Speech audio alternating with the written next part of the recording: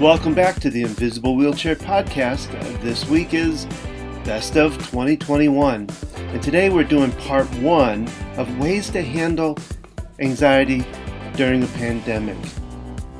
And this is coming from our short and sweet interview we did back in May of 2021. But first, let's do the sponsor, and then we'll go to that interview and those wonderful ways of handling anxiety during the pandemic. Today I'm here to talk about Q-Science's sleep spray. Q-Sciences has a number of different sprays. There's a melatonin sleep spray that contains melatonin, 5-HTP, and L-theanine. We've used other melatonin products to help our children with falling asleep.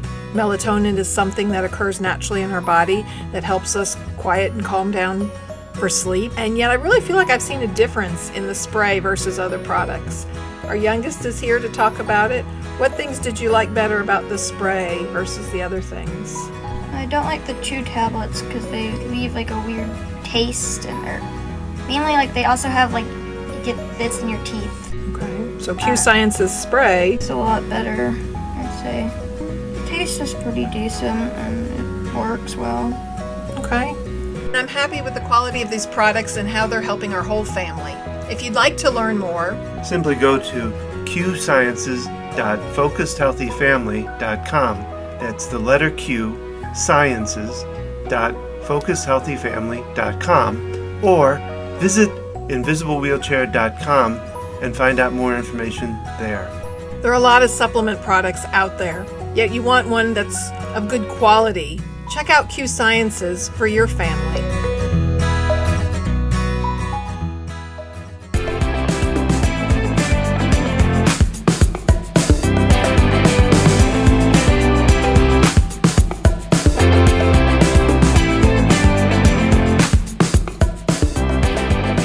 On this off-the-cuff podcast, Gina and I did a 6-part series with the Short and Sweet Parenting Tips podcast, dealing with how to manage anxiety during the pandemic. And now today, we're going to give you the first 3 of those episodes. Again, as the name says, it's short and sweet. So here they are. Hello, Short and Sweet Parenting Tips here. We are talking about anxiety during COVID, and I'd like to welcome our guests, Dawn and Gina Grodhoff from the Focused Healthy Family Practice. Dawn is an EFT tapping practitioner, and Gina is an occupational therapist. So they combine their skills to help families not only change behaviors, but also minimize anxiety and increase the health of their family. Dawn also hosts a podcast called Invisible Wheelchair, where he unlocks the hidden mind of OCD and anxiety and advocates for positive recovery. So that's kind of what we're talking about, how to minimize stress during COVID by improving communications. So welcome, you two. Well, thank you. Thank you. It's good to be here. Oh, I appreciate you, your expertise in talking about anxiety during COVID. I mean, we've passed the 1-year anniversary. Yes. Yes, and hopefully keep going in that in a good direction. With boy, no kidding. Who knew? Now, do you guys want to share anything more about your backgrounds? Well, I mean, we basically work with families trying to help them through behavior and anxiety issues, and do it in a more natural way. Yeah, we've had kids with serious anxiety issues, and so part of the reason we're into this is wanting to help other parents. But right now, everybody's dealing with some anxiety issues. Kids themselves, even if they're not in the situation we're in, they still don't understand it, and they're hearing all this news about it and all the fear that's going on around it. That too causes a lot of stress. But they can't always verbalize what they're stressed about, and we might assume it's one thing, and it's really not that. It's another aspect of it. Well, that's what we talk about in our practice. Behavior is a foreign language.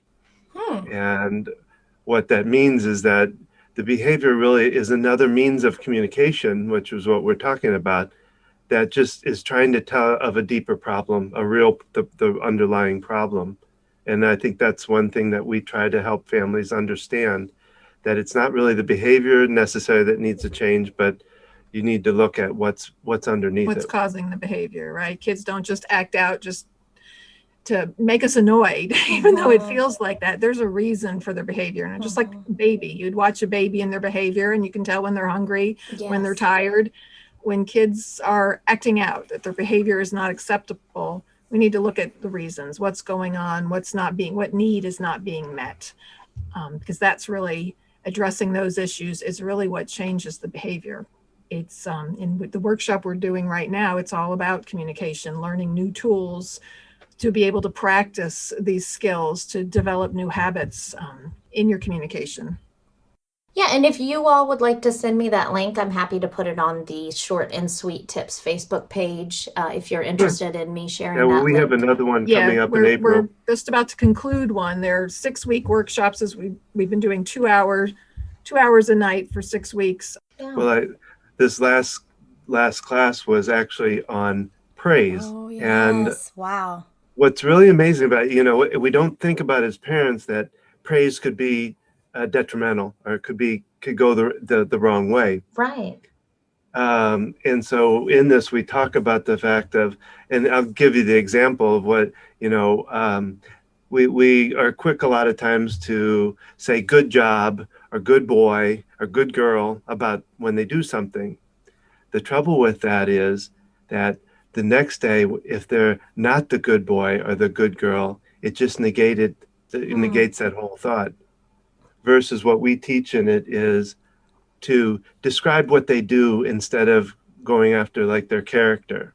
So rather than using evaluating words, you describe, Mom, do you like my picture?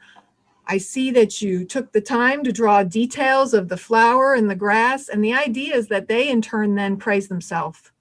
Because what other people think is not really what matters, right? We know this as adults, that what matters is what we think of ourselves.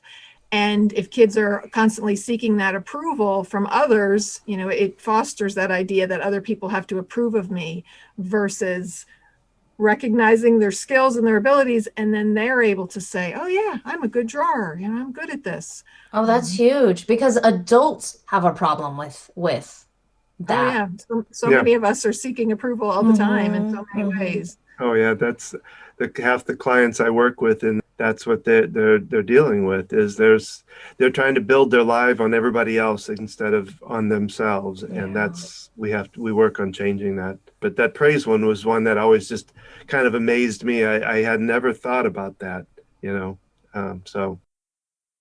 Yeah, because at least for me as a parent, I'm trying to send my girls out of the nest with as few pieces of baggage as possible. You can relate. Because as adults, we spend time having to uncover all that and deal with that. And now, on the same thought though around that is one of the things I believe in is contrast. In our life, we have to understand some of the bad to really understand the good. Is that yes. What I'm saying? So yeah, I don't want to be so paranoid as a parent not to make mistakes around my child. Right. But the big part of it is in communication and dealing and showing them how I can get past my mistake, how I can change my mistake, how I can get out of a bad and get into a good. So we give them by example. And how we act is really what teaches our children. We can lecture at them, you need to do this, you need to do this, but they're really learning from how we're interacting with the world. So when we make a mistake and they see, oh, Mom made a mistake, Mom apologized for it, and now Mom's doing this, they're learning because life is going to have challenges, right? And what better way to learn to deal with those as a child in a safe environment and learning these skills from an early age. I love what you said about apologizing, because I feel like that is new to my parenting generation. And I do recognize how important it is to model that to our kids too. Sure, because everybody wants their kids to say you're sorry when they do something wrong. But we make mistakes with our kids. We need to show them we can apologize because we're human and we're going to make mistakes too. Well, and it goes into respect then. And that's a big part. That's a big philosophy of what backs our whole practice, our program, everything is respect. And it's two-way street. It's not just you have to respect me because I'm a parent. We also have to respect that they're little humans, that they are individuals, right? Yeah. If you want your children to respect, it's important you give them respect. So respect is what we'll be talking about next week when we continue this interview with Dawn and Gina Grodhoff from Focused Healthy Family. See you all next week on Short and Sweet Parenting Tips, fresh ideas in bite-sized portions.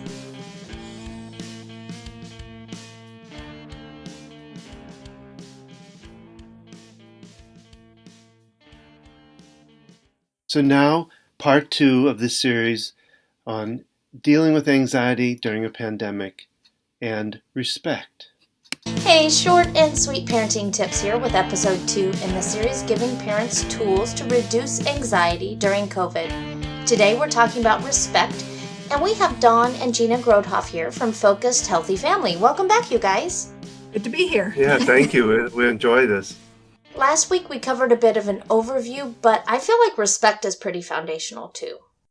What backs our whole practice, our program, everything is respect. And it's two-way street. It's not just you have to respect me because I'm a parent.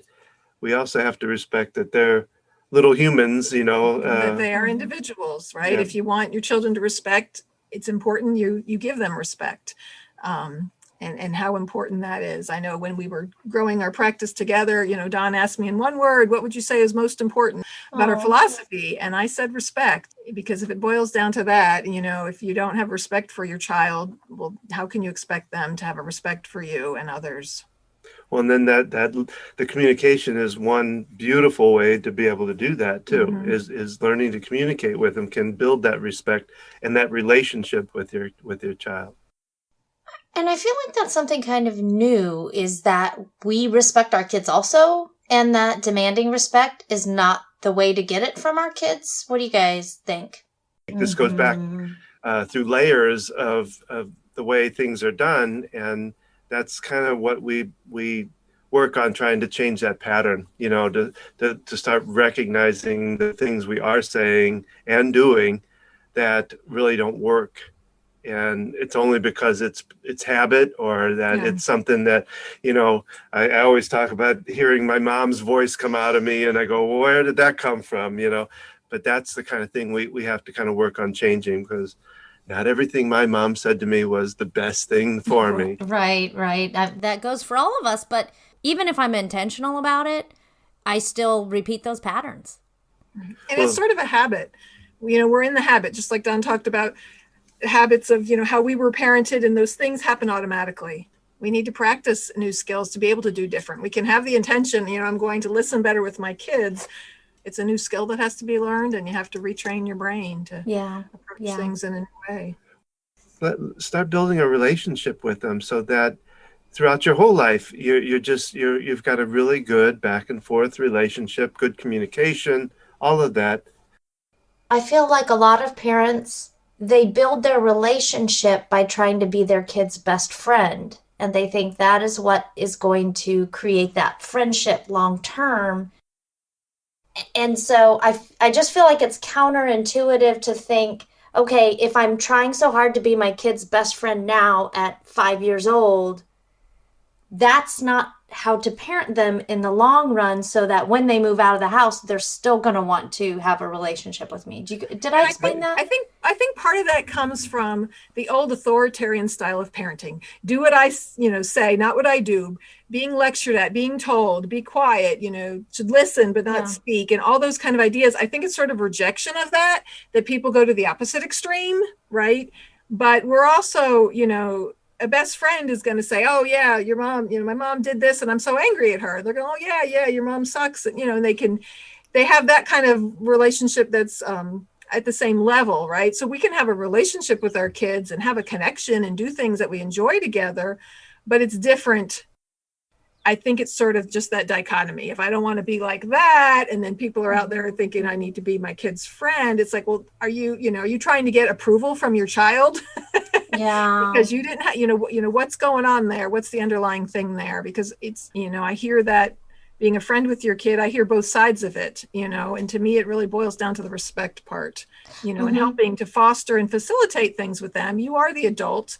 you do, make the final decisions. You're the one responsible too financially for them. So it's not a friend-to-friend situation. Well, I mean, when we're dealing, like with my oldest daughter in the OCD, we went through some really rough stuff with her. I mean, and she was really young. And what I had to learn there is that I can be firm, but I can also have compassion with that. That she taught me that, because at first it was very hard for me not to be coming right back at her with stuff. Oh, right. So I think that's kind of what this idea of a relationship is that we're still parents. We still, we can be firm with them. We still have to make decisions with them, and we can be compassionate about it because they're a child. It doesn't mean that we're on the same level with them as far as friendship. That's very different. Right. But there's nothing wrong with entering your child's world. Our youngest is into Minecraft and different video games, and it's like, it may not be what I enjoy, but I can spend a half an hour and let them explain it to me and maybe try to play the game. And it's really a way of communicating. Like, like if your spouse says, I love tennis, will you play with me? Well, you might go out and do it once and say, okay, this isn't my thing, but I'm going to engage with you. And so you can do that with your kids with activities, right? So to me, that's different than. And it's because the foundation was set. Mm-hmm. And I'm glad you said respect, because I feel like if a parent isn't acting like a parent, is there respect? If the parent's not respecting their own role, is the kid going to respect the parent? I also think about, and maybe you all could speak to this more than I can, there's security and boundaries for our kids. Yes, there is, especially if they're dealing with extra anxiety, that, we want to give our kids freedom to make choices and have independence. And yet, yes, just like routines are calming. So yeah, having some structure, we all need a little bit of that, and that can be helpful for kids. And what you said before sparked something in me about respect with our kids.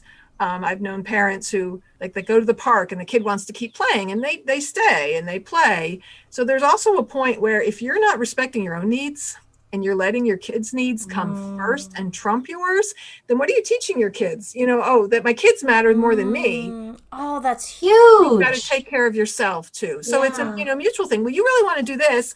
I need to do this. How can we make this work for both of us? You have to let your kids know what your needs are too, right? You don't want to ignore that. Again, that's one of those things that the kids are going to learn from you. If you're not doing self-care, if you're not taking care of your body, if you're not doing exercise, if you're not taking time to do what you enjoy, right? You're just going to work and you hate your job and, you're begrudging, that's what you're passing on to your kids. I think logically we know that, but as moms, it's very difficult to live it out.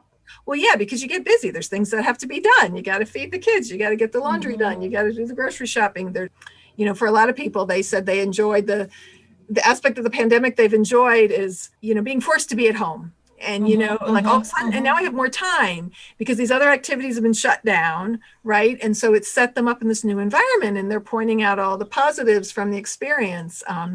With our kids, we can overschedule them with, you got your music lesson, you got your soccer, and you got all this you've got to do, and not having enough time in your day to just relax and enjoy and sacrificing family time. And I'm hoping that a lesson coming out of COVID is to see the value of family time and that white space in your schedule. But my white space has gone out the window. I'm like, it's COVID. Why am I so busy? Yeah, you get busy in a new way, right? Yeah, right. So I guess next week we'll come back to discuss communication, which is really the focus of your practice, right? We've always, our belief is that communication can either be a driver of anxiety or a reducer of anxiety, depending on how you do it. And we work on the reducing side of it. Oh, I love that. And I don't think anyone's immune to anxiety right now, not with COVID. No, not at all. Thanks, everyone, for joining us for this week's parenting tip on how parents can use respect to reduce anxiety. We'll see you next week for more fresh ideas in bite-sized portions.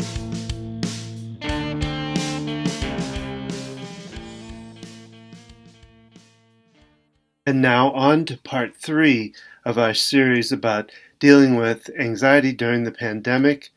And now we're talking about communication.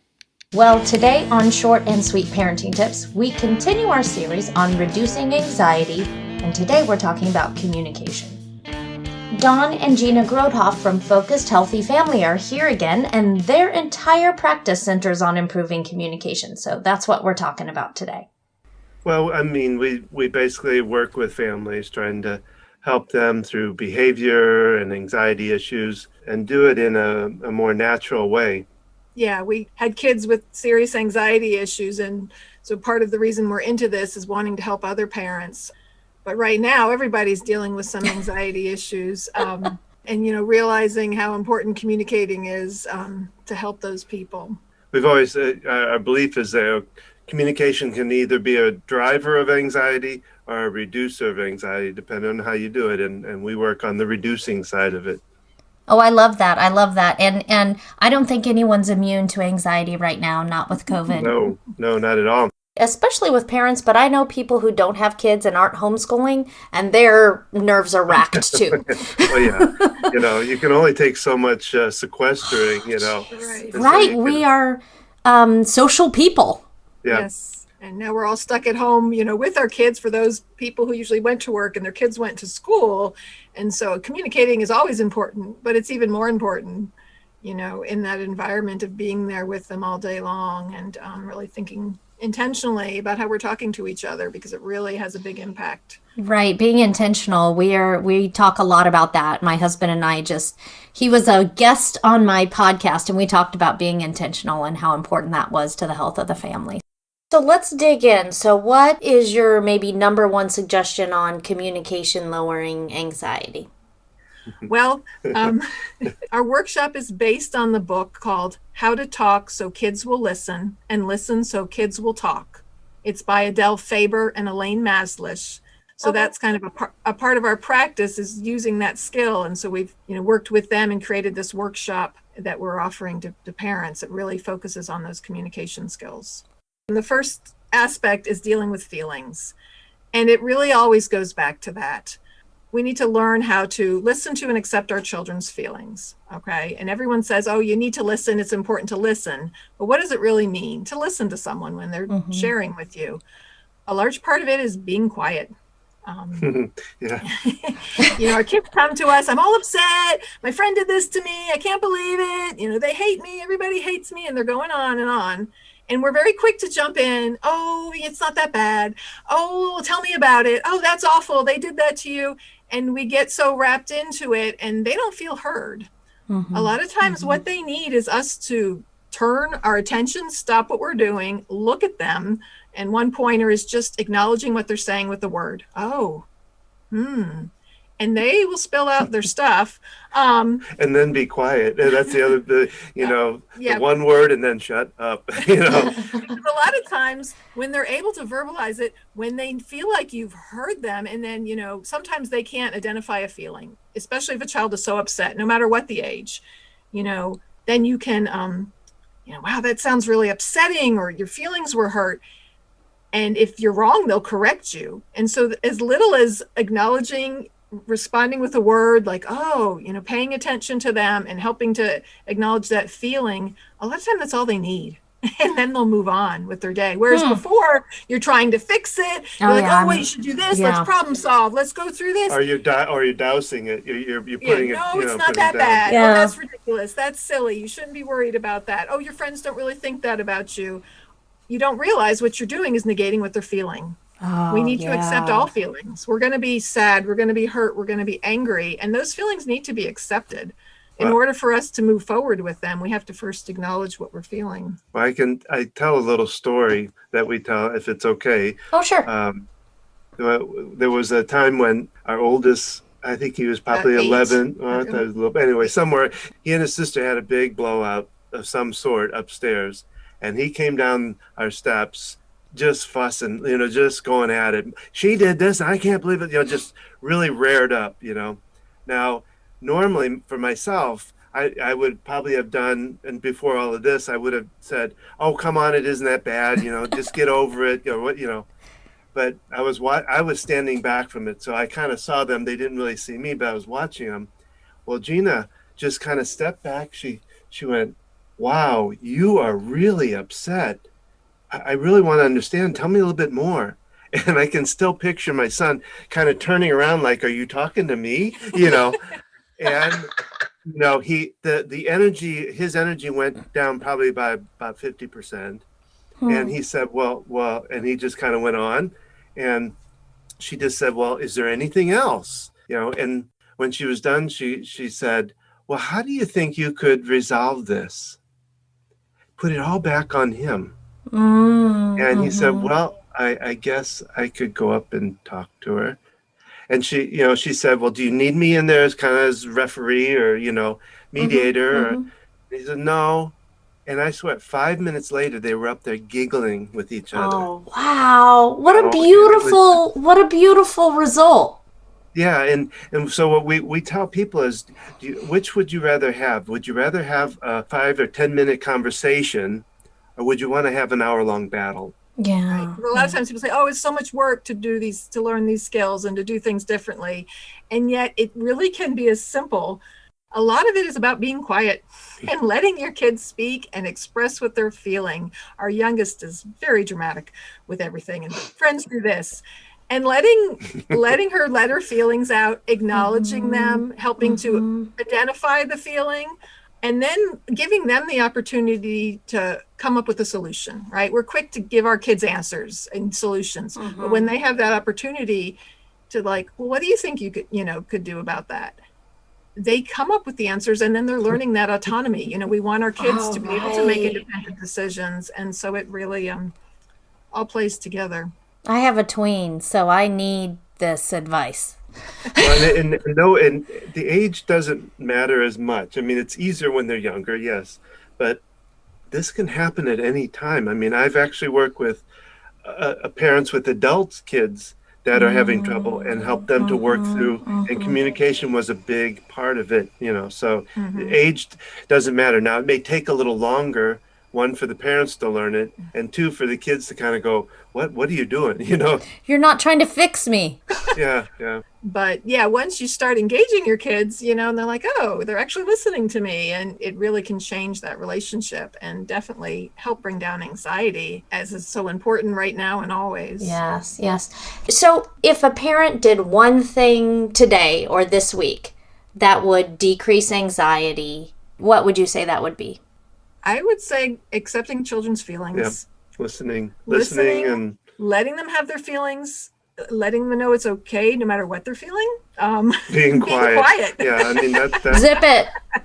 Yeah, because a kid can come to you with all kinds of stuff and they explode, and then I've done it. I've had to consciously think about this too with parenting, and then when I can do that, and then they're like, they run off and they're fine, and you're kind of like, whoa, Well, yeah, it's really hard to be quiet. It's hard not to want to fix and not to solve, but to really pay attention to that.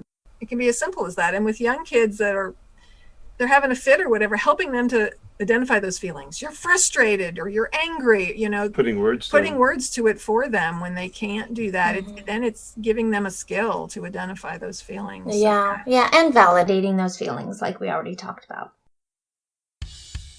Thank you again, Dawn and Gina, really. Next week, they'll join us again to cover alternatives to punishment and how that can diffuse a stressful situation. You won't want to miss it. Hey, if anyone hasn't had the chance to leave a review on your podcast player for Short and Sweet Parenting Tips, please do. And don't forget to visit the Short and Sweet Tips Facebook page to find all the extras we post based on our episodes. That's it for Short and Sweet Parenting Tips. As always, fresh ideas and bite-sized portions.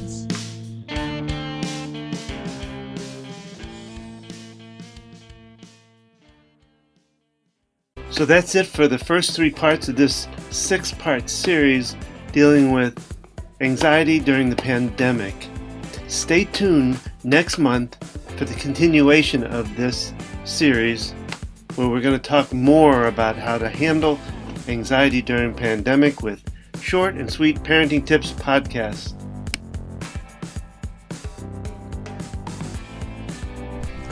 This concludes this podcast.